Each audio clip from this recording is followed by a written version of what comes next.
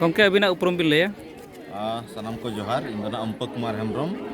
Kadma Gorom Maji Hopon Sautar nang uprum no ar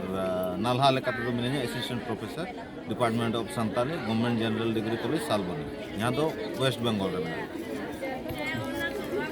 Gomke nito santari education jahan santari parsi te sechet idi kate jahan abo jodi bo nyela Odisha West Bengal ar Jharkhand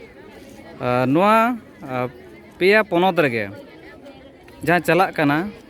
ona peya ponot khon mud khona abin Odisha ponot rena santari parsi te sechet jahan chalak kana ona okal ka bin nyele tina lahantiya kana che ar chet leka jak ona do am ar kai define me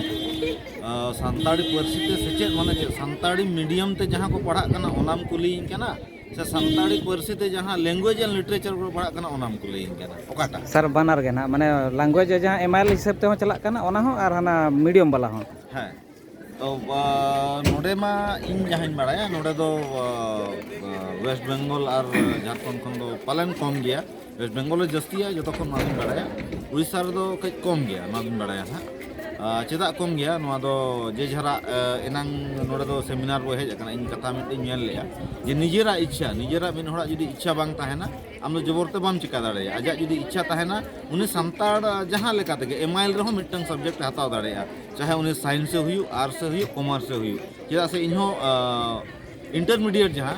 science ही ताहे कना ओडे हो इन दो MIL संताड़ी हताव तो नोडे गिदरा को interest तिना मेना आसे बांग ओना ना बइन बड़ाया तो ओना जुदी अंततो को हताव किया इन मेना संताड़ी पार्सी दो अंततो जतो स्ट्रीम रेन गिदरा को हताव दाड़े नोडे ओडिसा रिन अडिगान पठो को लया जे संताड़ी पार्सी ते ओलकाते एटागा चक्री को जे संताड़ी ते हो चक्री नौकरी ना उना दाव बांग ᱧᱟᱢᱚᱜ ᱠᱟᱱᱟ तो नोआ को अबिना मेते जेहेतु अबिन नितो संताली पार्सी ते बिडी असिस्टेंट प्रोफेसर कना बिन ओका लका बिन ñेले उनको पठो को चेत संदेश बिन मा लैंग्वेज तेगे पढ़ा में चक्री ना 100% दाव दो बनु आना तो जुदी आम मैनेजमेंट कोर्स में जाला जहां प्रोफेशनल कोर्स को उना करना जुदी आम डेटा में सर्वेया तहिन दो सोशल मीडिया से इंटरनेट अवेलेबल या जो तो होठे उना ना स्टैटिस्टिक जुदी बो ñela ओकार हो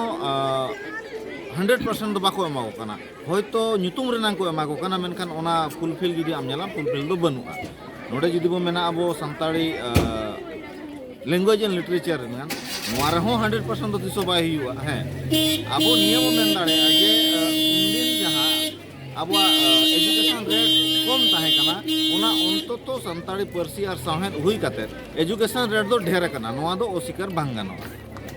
जहां तना नोआ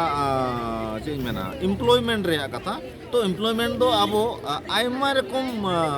सेक्टर नियल हुई अबो जे अबो तेहे संताड़ी पार्सी और साहेद तबो पढ़ा कना मिटन डिग्री बो ᱧᱟᱢᱮᱟ ग्रेजुएशन बो ᱧᱟᱢᱮᱟ मास्टर डिग्री बो ᱧᱟᱢᱮᱟ तो ओना लेवल रे जहां तना चक्री मेना एटा एटा सेक्टर रे चाहे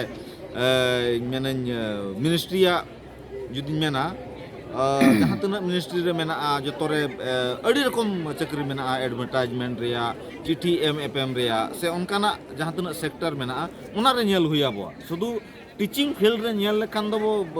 होय उनकुआ हिसाब ते ना ठीक गया चक्री बाय ñamok kana तो जो तो ñel हुई अबो ओना बात कते हो बिजनेस सेक्टर रे से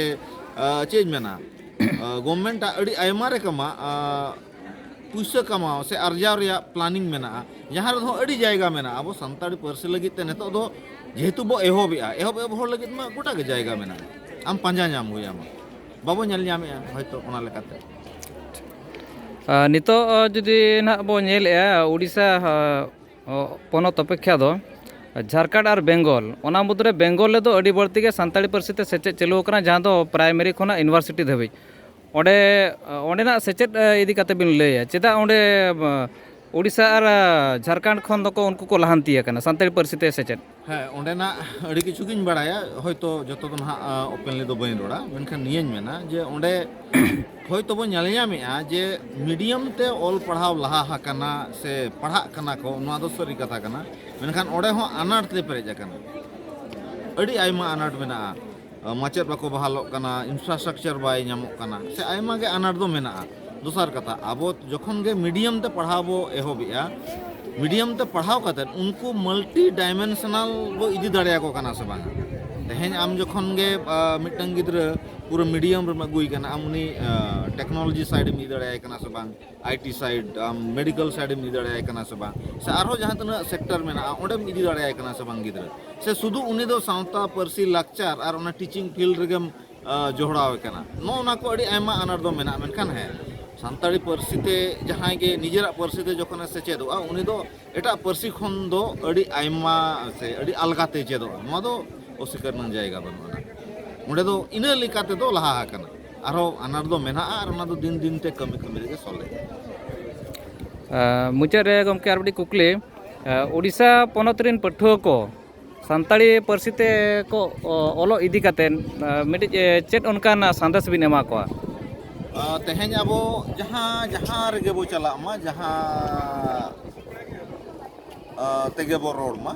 इन्या उपरुम कना इन्हीं सानताड़ कना इन्या परसी सानताड़ी कना आम आमा परसी जुदी बाम दुलड़ा आमा परसी जुदी बाम रोड़ा हुई गे दाड़ेया कारण सोशल मीडिया आयमा हर सलाग रोपड़ हुई कना इन धर्मन चिकाया इन्या परसिन चिकाया इन मा चेत बाय मन कना हैं आमा उपरुम जुदी आम बांग दोहो सनाम कना तेहें यूनाइटेड नेशन रेनांग मिटी कमी चला कना India international decades of indigenous languages United nation ने मेने आज जहाँ तक आदिवासी परसी को मेना कना ओना आदोग कना ताहले ओना प्रमोट लगित उनी मिटी वेबसाइट बनाव का ओंडे जे जहरा परसी ते आमा एक्टिविटी को ओंडे सदर में उनी जखने खोज कना अब अब तो जुदी बाबो खोजा नो अब गफलती कना ठीक गया और इना परे दो चेंज मेना मनमी तो बारिया के जाति मेना कोड़ा और कुड़ी जाति आम जुदी नुआम मानावा ताहले आम बा मना रहो ठीक गया ताहले सांतार ते रोड और बांग रोड ना सुदोंग लांगड़े बाहा सोराय आमा मजी सिस्टम से नुआ को तो आमा दो उयहर ना हो लगते बनुआ मेनखान जुदी उयहरिया ताहले आम आमा पर्सनिया हो उयहर में और आमा पर्सनिया जखन गे ऑल पढ़ाव जायगा रे हम पढ़ा ताहले आम निजे हो गौरवम बुझावा और हिजु कान दिन रे ओना रिया चेंज मेना आम ठेन रिफ्लेक्शन दो एम गया नुआ गे बाटा खन आयमा साराव गमके